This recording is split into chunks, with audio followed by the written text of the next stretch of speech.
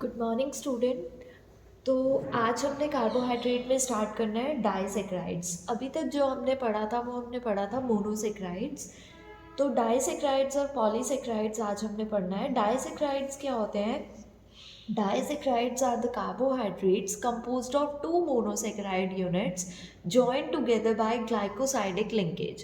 तो general definition हमने पहले भी पढ़ी थी कि डाइसेक्राइड्स क्या होते हैं? ऐसे सेक्राइड्स जो हाइड्रोलिसिस पे आपको टू मोनोसेक्राइड यूनिट्स देते हैं, या फिर आप ये भी बोल सकते हो it is composed of two monosaccharide units joint together by glycosidic linkage.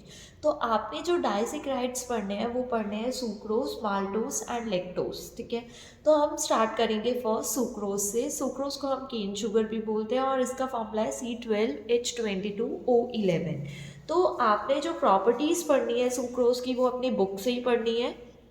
Generally sucrose क्या होता है कि यहाँ पर आपकी बुक में कुछ प्रॉपर्टीज़ दी हुई है सुक्रोज की, आपने वो एज इट इज़ पढ़नी है। Sucrose is a colourless crystalline solid which is insoluble in water but practically insoluble in alcohol, which is soluble in water but practically insoluble in alcohol and ether. ठीक है, for example this property, when heated above its melting point it loses water and gives a brown mass known as caramel। ठीक है, brown मास दे देता है जिसको हम क्या बोलते हैं? Caramel, which is use for colouring confectionery and spirit. On heating still further it gets charred giving a smell of burn sugar.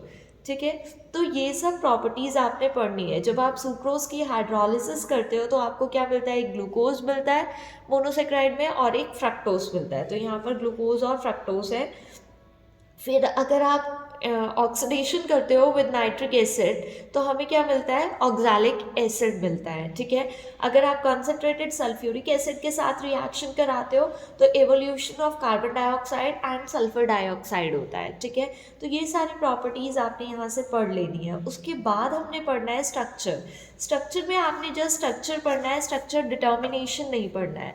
तो आपको पता है डाइसेक्राइड्स बनते कैसे हैं? By using two monosaccharides. ठीक है, टू मोनोसेक्राइड यूनिट्स में कौन सी लिंकेज होती है? Glycosidic linkage. तो यहाँ पर जो हमने स्ट्रक्चर पढ़ना है उसमें भी ग्लाइकोसाइडिक लिंकेज है, बट आपने याद रखना है कि जो सुक्रोज होता है वो किससे बनता है? Alpha glucose and beta fructose. ये चीज़ आपने याद रखनी है। ठीक है, ये मोनोसेक्राइड यूनिट्स होती है। अब ग्लाइकोसाइडिक लिंकेज जो होती है वो OH और OH के बीच में होती है यहाँ पर। ठीक है, तो सबसे पहले तो आपको ग्लूकोज पता होना चाहिए। ये अल्फा ग्लूकोज है, देखो ज़रा, ये हमने अल्फा ग्लूकोज बनाया है CH2OH।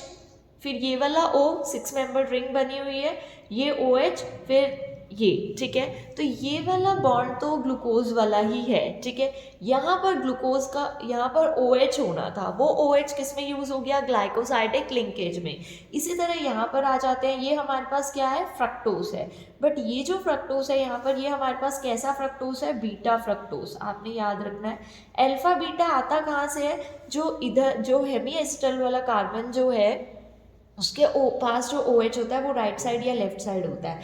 इधर ये राइट साइड था इसलिए अल्फा है, इधर ये लेफ्ट साइड है इसलिए बीटा है। तो ये वाला OH और ये वाला OH यहाँ पर क्या शो करता है? ग्लाइकोसाइडिक लिंकेज शो करता है। तो यहाँ पर ये ग्लाइकोसाइड बॉन्ड बन जाता है, इसको हम ग्लाइकोसाइडिक लिंकेज बोलते हैं। तो एक्चुअल में हो क्या रहा है? अल्फा ग्लूकोज और बीटा फ्रक्टोज के बीच में रिएक्शन हो रही है और वो हमें क्या दे रहे हैं? ग्लाइकोसाइड लिंकेज करके सुक्रोज दे रहे हैं। ठीक है, अब आपने हार्वर्ड्स प्रोजेक्शन में ये दिखाना है। हार्वर्ड प्रोजेक्शन में आप कैसे दिखाओगे? तो आपको पता है कि यहाँ पर C1 of glucose and C2 of fructose दोनों ये यूज हो रहे हैं। तो हार्वर्ड प्रोजेक्शन से आपको 6 मेंबर रिंग बनानी आती है। ये वाली रिंग कैसी है? 6 मेंबर रिंग। आपने हमेशा याद रखना है जो फिशर प्रोजेक्शन में राइट साइड है वो नीचे आएगा और जो लेफ्ट साइड है वो ऊपर आएगा। तो ये फर्स्ट कार्बन है, फर्स्ट कार्बन अल्फा ग्लूकोज है, तो OH नीचे था इसलिए ये बॉन्ड नीचे की तरफ है। ठीक है, ये हमारे पास बीटा फ्रक्टोज है। बीटा फ्रक्टोज में OH कहाँ होगा? लेफ्ट साइड होगा, तो ये ऊपर की तरफ होगा इसलिए ये बॉन्डिंग ऐसे हो रही है। ठीक है, तो ये हमारे पास सेकेंड कार्बन हो गया। ठीक है, तो यहाँ पर C1 of alpha glucose and C2 of beta fructose के बीच में ग्लाइकोसाइडिक लिंकेज होती है। इसको हम क्या बोलते हैं? Glycosidic linkage. तो हमारे पास सुक्रोज की प्रिपरेशन होती है। ठीक है, नेक्स्ट है हमारे पास maltose, that is malt sugar. ये भी एक डाइसेक्राइड है, same formula as that of sucrose C12H22O11। अब ये माल्टोस बनता कैसे है? It is form by hydrolysis of starch, ठीक है। और जो एंजाइम होता है वो डायस्टेज होता है, उसकी प्रेजेंस में हमें क्या मिलता है? माल्टोस मिलता है, ठीक है। माल्ट शुगर भी बोलते हैं हम इसे। अब इसकी भी आपके पास कुछ प्रॉपर्टीज़ हैं माल्टोस की, वो भी आपने एज सच अपनी बुक से ही पढ़नी है। तो यहाँ पर ये माल्टोस की प्रॉपर्टी है, it is colourless crystalline solid which is soluble in same as that of sucrose, ठीक है। नाउ आपने ये पढ़ लेना है, it is dextrorotatory, exist in two forms that is alpha and beta and show mutarotation, ठीक है, in aqueous solution, ठीक है। उसके बाद जब आप हाइड्रोलिसिस करते हो, यहाँ पर अगर हम हाइड्रोलिसिस करते हैं तो हाइड्रोलिसिस के बाद आपको क्या मिलता है? यहाँ पर देखो ज़रा, on hydrolysis will get D glucose, ठीक है, आपको डी ग्लूकोज मिल रहा है। तो इसका मतलब जो इसकी मोनोसेकेराइड्स यूनिट्स जो इसमें यूज़ हो रही है इसको फॉर्म करने के लिए, इसकी फॉर्मेशन के लिए, वो कौन है? ग्लूकोज ही यूज़ हो रहा है, ठीक है। तभी ये हाइड्रोलिसिस के बाद आपको क्या दे रहा है? ग्लूकोज दे रहा है, ठीक है। It is a reducing sugar which reduced Fehling's and Tollens solution, ठीक है, टॉलेंस रीजन। तो ये कुछ प्रॉपर्टी है। It oxidise by bromine water to form maltobionic acid, ठीक है। ये सब प्रॉपर्टीज आपने पढ़ लेनी है अपनी बुक से, ठीक है। नेक्स्ट जो है, अब हमने इसका भी स्ट्रक्चर पढ़ना है। तो इसके स्ट्रक्चर में आपने याद रखना है कि जो इसका स्ट्रक्चर बनता है वो बनता है ग्लूकोज से ही बना है, ठीक है। एक ग्लूकोज, दोनों ग्लूकोज है, एक ग्लूकोज का C1 कार्बन यूज हो रहा है, ठीक है, और दूसरे ग्लूकोज का C4 कार्बन यूज हो रहा है। आपने याद रखनी है ये चीज़। उसमें किससे बन रहा था? ग्लूकोज एंड फ्रक्टोज, और हेमी एस्टर वाले उसमें OH ग्रुप यूज हो रहे थे, ठीक है, कार्बन यूज हो रहे थे। इसमें आपने क्या देखना है? ग्लूकोज ग्लूकोज ही यूज हो रहा है, बट C1 और C4 की लिंकेज है इसमें ग्लाइकोसाइडिक लिंकेज ही। तो यहाँ पर ये मैंने अल्फा ग्लूकोज बनाया, देखो अल्फा ग्लूकोज कैसे है? OH कहाँ है? राइट साइड है, ठीक है। यहाँ पर भी कौन सा ग्लूकोज है? अल्फा ग्लूकोज ही है, देखो OH कहाँ है? राइट साइड है। तो दोनों अल्फा ग्लूकोज हैं, बट एक कार्बन का, एक ग्लूकोज का C1 होगा, तो ये देखो ये C1 2 3 4 5 एंड 6, तो ये C1 हो गया हमारे पास, और दूसरे ग्लूकोज का C4 होगा, तो ये हमारे पास क्या हो गया? C4 हो गया। तो C1 और C4 में लिंकेज है। तो ये तो आपने फिशर के अकॉर्डिंग दिखा दिया कि लिंकेज यहाँ पर ऐसे होती है, ग्लाइकोसाइडिक लिंकेज। यहाँ पर आप कैसे दिखाओगे? हावर्थ के बेसिस पे। हावर्थ में क्या होता है? 1 यहाँ पे है, तो फोर्थ कौन सा होगा? फोर्थ ये वाला होगा, ठीक है, इसलिए हम इसको साइड में दिखाते हैं, ठीक है। तो यहाँ पर क्या होगा आपके पास? देखो अल्फा अल्फा की बात कर रहे हैं, तो 1 का OH का होगा नीचे की साइड, तभी ये बॉन्ड इस साइड आ गया, ठीक है। और फोर्थ कार्बन देख लो जरा, फोर्थ का OH कहाँ है? फोर्थ का जो OH है वो लेफ्ट साइड है, सॉरी राइट साइड है। राइट साइड मतलब वो नीचे की साइड आएगा, तो नीचे वाला OH जो है यूज हो गया यहाँ पर, और यहाँ पर क्या आ गया? ग्लाइकोसाइडिक लिंकेज आ गई है, ठीक है। और यहाँ पर ये अल्फा ही है, इसलिए फर्स्ट वाला नीचे ही रहा, तो इसको हमने नहीं छेड़ा, हमने 1 और 4 को छेड़ा है, एक का 1 और दूसरे का 4th। तो ये C1 और C4 के बीच में ग्लाइकोसाइडिक लिंकेज है, और इसे हम बोलते हैं alpha glycosidic linkage, alpha glycosidic linkage, ठीक है। ये हमारे पास अल्फा ग्लाइकोसाइडिक लिंकेज है, क्योंकि अल्फा से बनी है, अल्फा ग्लूकोज से बनी है। नेक्स्ट जो हमारे पास थर्ड डाइसेक्राइड है, दैट इज लेक्टोस, ठीक है। लेक्टोस का भी फॉर्मूला सेम होता है, दैट इज C12H22O11। इसकी भी आपने कुछ प्रॉपर्टीज़ पढ़नी है, वो प्रॉपर्टीज़ आपने अपनी बुक से ही पढ़नी है। तो अब आपको लेक्टोस जो है वो हाइड्रोलिसिस करा के आपको क्या देता है? On hydrolysis with dilute acid or enzyme emulsin, it give equivalent amount of D plus glucose and D plus galactose। अब ये जो देता है हाइड्रोलिसिस के बाद आपको क्या देता है? D glucose and D galactose. तो glucose and galactose are two different things, ठीक है, मतलब कॉन्फ़िगरेशन में ही डिफरेंस होता है और कुछ नहीं होता। तो आपका जो ये बनेगा लेक्टोज किससे बनेगा? D glucose and D galactose, ठीक है। आपको ग्लूकोज जो लेक्टोज जो मिलेगा ग्लूकोज और गैलेक्टोज से मिलेगा। तो lactose is formed by combination of hemiacetal linkage, मतलब जो हेमी एसिटल वाले कार्बन्स होते हैं उनके साथ लिंकेज कैसे होगी, that is C1 of galactose, galactose का C1 होगा with the OH group on C4 of glucose, glucose का क्या होगा C4 होगा by glycosidic linkage, beta glycosidic linkage बोलते हैं हम इसे। ठीक है, तो आपने ये याद रखना है C1 गैलेक्टोज का C4 ग्लूकोज का, वहाँ पे भी C1 C4 था बट दोनों ग्लूकोज थे, यहाँ पर C1 और C4 है, C1 गैलेक्टोज का है और C4 ग्लूकोज का है। तो अब आपने कैसे देखना है, ग्लूकोज तो आपको पता है हम कैसे बनाते हैं और ये अल्फा ग्लूकोज है हमारे पास। ठीक है, अब यहाँ पे आपने देखना है कि गैलेक्टोज कैसे, गैलेक्टोज का कैसे बनाएंगे हम। गैलेक्टोज में क्या होगा हमारे पास, आपके पास गैलेक्टोज में ये तो CH2OH ही रहता है, यहाँ ग्लूकोज में यहाँ OH होता है, यहाँ भी OH होता है, बट गैलेक्टोज में यहाँ H और इस साइड OH होता है। ठीक है, 1 2 3 4 5 6, फोर्थ कॉन्फ़िगरेशन जो है वो डिफरेंट होती है गैलेक्टोज में। ठीक है, फोर्थ पे क्या है H है, इधर OH है, जबकि ग्लूकोज में यहाँ OH होता है, यहाँ H होता है। तो ये डिफरेंस है गैलेक्टोज में। तो गैलेक्टोज आपने लिया है बीटा गैलेक्टोज। ठीक है, यहाँ पे हमने ग्लूकोज लेना है, आपने यहाँ पे हमने ग्लूकोज भी बीटा ही लेना है। ठीक है, ये अल्फा नहीं है, ये हमारे पास ग्लूकोज कैसा है, बीटा ग्लूकोज ही है। ठीक है, OH कहाँ है, लेफ्ट साइड है, तो इस लिंकेज को हम क्या बोलते हैं, बीटा लिंकेज। अब यहाँ पर देख लेते हैं C1 ऑफ गैलेक्टोज, तो देखो OH इस साइड है तभी बीटा है ये, अगर OH इस साइड है तो इसका हाइड्रोक्सिल ग्रुप यूज होगा C1 of galactose and C4 of glucose. तो ग्लूकोज का C4 ये है और ये बीटा ग्लूकोज है, बीटा तो इससे डिफाइन होता है, ये OH तो इस साइड ही रहता है ग्लूकोज में, तो ये यहाँ पर ग्लाइकोसाइडिक लिंकेज शो करेगा। तो इस लिंकेज को हम क्या बोलते हैं, बीटा ग्लाइकोसाइडिक लिंकेज। हावॉट प्रोजेक्शन में इसका स्ट्रक्चर कैसा होगा, हावॉट में आपने ध्यान रखना है दोनों कैसी फॉर्म्स है, बीटा बीटा फॉर्म्स है। ठीक है, C1 और C4, ठीक है, एक ग्लूकोज होगा एक गैलेक्टोज होगा। C1 ऑफ गैलेक्टोज, गैलेक्टोज भी बीटा है तो OH ऊपर है इसलिए ये बॉन्ड ऊपर की साइड है। ठीक है, और ग्लूकोज भी बीटा है, OH ऊपर होएगा और बट इसका फोर्थ कार्बन यूज हो रहा है, तो फोर्थ कार्बन में OH नीचे होता है, तो ये बॉन्ड ऐसे शो करेंगे हम। ठीक है, तो ये हमारे पास कैसी लिंकेज है, बीटा ग्लाइकोसाइडिक लिंकेज।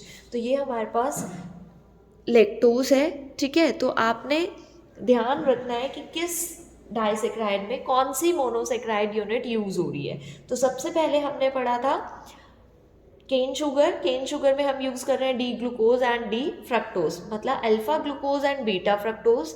सेकेंड हमने पढ़ा था माल्टोज, माल्टोज में हम सारे अल्फा ग्लूकोज यूज कर रहे हैं।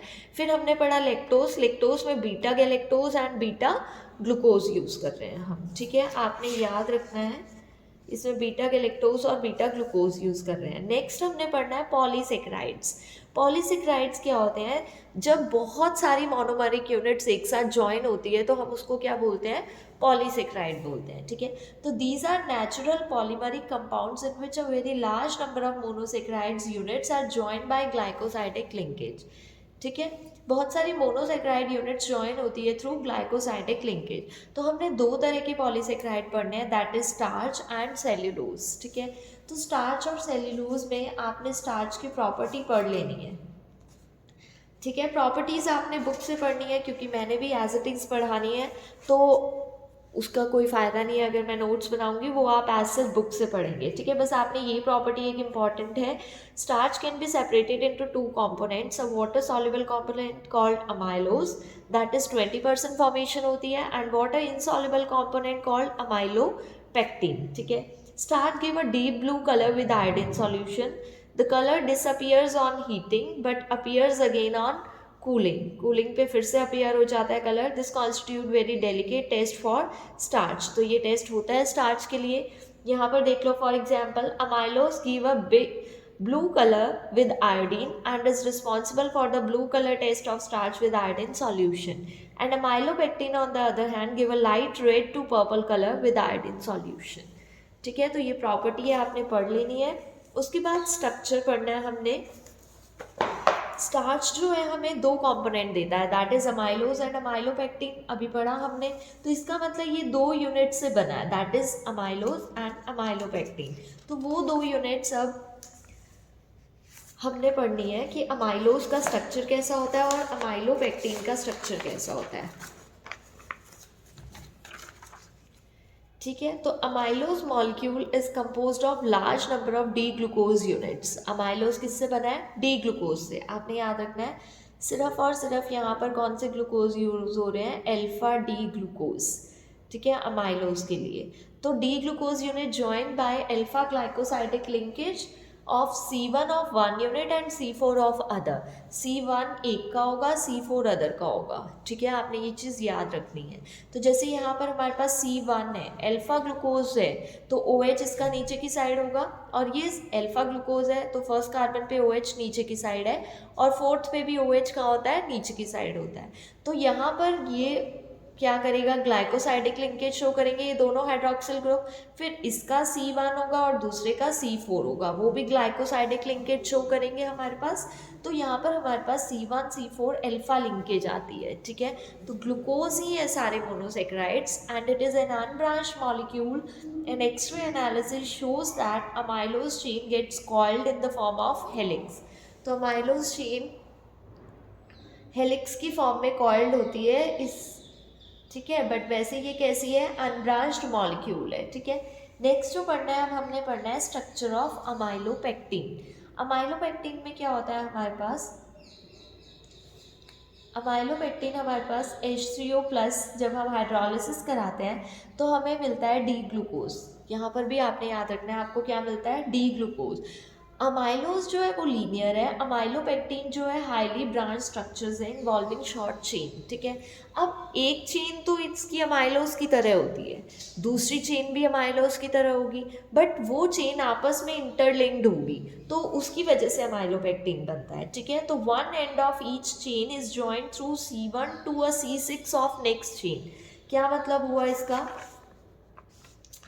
इसका मतलब हुआ हमारे पास कि एक चेन तो बना दी हमने C1 C4 लिंकेज दिखा के, दूसरी चेन भी बना दी है हमने C1 और C4 लिंकेज दिखा के। ठीक है, ये दूसरी चेन भी कैसे बनी है? C1 और C4 लिंकेज से। बट आपने इन दोनों चेन को कनेक्ट करना है, तो वो चेन कैसे कनेक्ट होगी? C1 और C6 के OH से। तो ये C1 हो गया और ये C6 हो गया, ये वाला फिफ्थ कार्बन है तो ये सिक्स कार्बन है, इसके पास हाइड्रोक्सिल ग्रुप होगा, तो C1 और C6 का हाइड्रोक्सिल कंबाइन होंगे और हमारे पास लिंकेज बनेगी, तो अल्फा लिंकेज हो गई है। तो देखो यहाँ ब्रांचिंग होगी, एक लीनियर चेन ये, एक लीनियर चेन ये आपस में इंटरकनेक्ट हो रही है थ्रू अल्फा ग्लाइकोसाइडिक लिंकेज, तो यहाँ क्या होगी है? ब्रांचिंग होगी है। तो ये हमारे पास अमाइलोपेक्टिन का स्ट्रक्चर होता है और ये ब्रांच्ड स्ट्रक्चर होता है। तो ये सब चीज़ें आपने याद रखनी है कि कौन सा मोनोसेक्राइड यूज हो रहा है, कैसे ब्रांचिंग हो रही है, कैसे लीनियर स्ट्रक्चर है। ठीक है, नेक्स्ट जो लास्ट पॉलीसेक्राइड यूनिट है दैट इज सेलुलोज। तो जब सेलुलोज की हाइड्रोलिसिस होती है तब भी हमें क्या मिलता है? डी प्लस ग्लूकोज मिलता है। क्या मिलता है? D plus glucose. तो डाइल्यूट एसिड के साथ अगर आप हाइड्रोलिसिस करते हो तो हमें ग्लूकोज मिलेगा। तो इसका मतलब सेलुलोज भी है किस मोनोसेक्राइड यूनिट से बना है? ग्लूकोज के मोनोसेक्राइड यूनिट से बना है। बट आपने यहाँ पे याद रखना है it is a linear molecule. Difference क्या है अमाइलोज और सेलुलोज के स्ट्रक्चर में? It is a linear molecule containing very large number of D glucose units join together through beta linkage. कैसे ज्वाइन हो रहे हैं ये? Through beta linkage. होती तो इसमें भी C1 C4 की लिंकेज है, बट लिंकेज कौन सी है? बीटा वाली लिंकेज है। तो यहाँ पर देखो अगर बीटा है तो OH ऊपर की साइड, H नीचे की साइड, तो H नीचे है तो इसका मतलब ये जो बॉन्ड आ रहा है ये किसकी वजह से आ रहा है? हाइड्रोक्सिल की वजह से। C4 पे तो OH नीचे ही रहेगा। ठीक है, इसलिए ये बॉन्ड नीचे शो किया है हमने। अब ये कैसा है? C1 इसमें H नीचे OH ऊपर, तो वो OH यहाँ यूज़ हो गया, ये C4, तो ये C4 OH नीचे होता है, तो ये C1 C4 लिंकेज हो गई। तो यहाँ पर ये कैसी लिंकेज है? बीटा लिंकेज है, क्योंकि बीटा डी ग्लूकोज हमने यूज़ किया है। तो आपने सेल्यूलोज में बीटा डी ग्लूकोज यूज़ किया और अमाइलोज में अल्फा डी ग्लूकोज यूज़ किया है। C1 और C4 लिंकेज है उसमें भी, इसमें भी C1 C4 है, बस अमाइलोपेक्टिन में C1 C6 भी है टू इंटरकनेक्ट द चेन्स। ठीक है, तो ये तो था हमारे पास पॉलीसेक्राइड्स एंड डाइसेक्राइड्स। तो यहाँ पर आपका चैप्टर फिनिश हो जाता है। मेरी तरफ से आपका सिलेबस फिनिश है। मैंने आपको कुछ रिएक्शंस टिक करानी है, तो वो रिएक्शंस आप लोग मार्क कर लीजिए।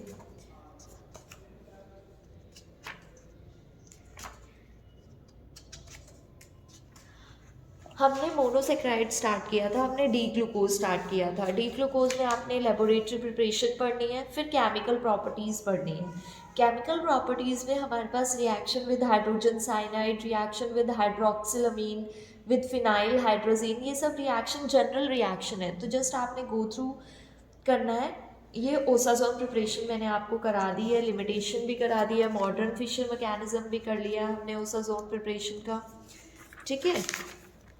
नेक्स्ट आपने ये रिडक्शन पढ़ लेनी है, ऑक्सीडेशन पढ़ लेनी है, ठीक है, ये इंपॉर्टेंट है। टॉलेंस रिएजेंट के साथ और फैलिंग सॉल्यूशन के साथ ये रिएक्शन इंपॉर्टेंट है, ठीक है। फिर आपने एसिटाइलेशन पढ़ लेना है, ग्लूकोसाइड्स कैसे फॉर्म होते हैं ये हम पढ़ चुके हैं, ठीक है। एसिटाइल भी कैसे बनते हैं ये भी हम पढ़ चुके हैं, ठीक है। ग्लूकोसेट्स पढ़ लेना आपने, ये नहीं पढ़ा हमने, ठीक है। एक्शन ऑफ एसिड और फर्मेंटेशन पढ़ लेना है, ठीक है।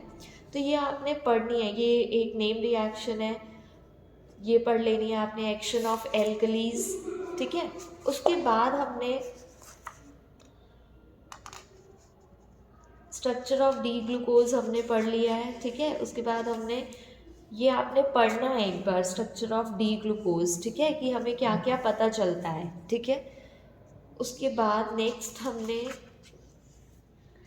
फ्रक्टोज स्टार्ट किया था, तो फ्रक्टोज की प्रिपरेशन पढ़ ली थी हमने। आपने रिएक्शंस पढ़ लेनी है फ्रक्टोज की, reaction with hydrogen cyanide, reaction with hydroxylamine, reaction with phenyl hydrazine, osazone हम पढ़ चुके हैं। रिडक्शन पढ़ लेनी है, ऑक्सीडेशन पढ़ लेनी है, ठीक है। रिड्यूसिंग नेचर पढ़ लेना है, हाइड्रोक्सिल ग्रुप के साथ एसिटाइलेशन, फ्रक्टोसाइड, फ्रक्टोसेट, ये सब आपने कंपैरिजन के साथ पढ़नी है रिएक्शंस, ग्लूकोज का और फ्रक्टोज का कंपैरिजन करना है, ठीक है। फिर स्ट्रक्चर पढ़ लेना है, ठीक है, स्ट्रक्चर ऑफ डी फ्रक्टोज पढ़ लेना है।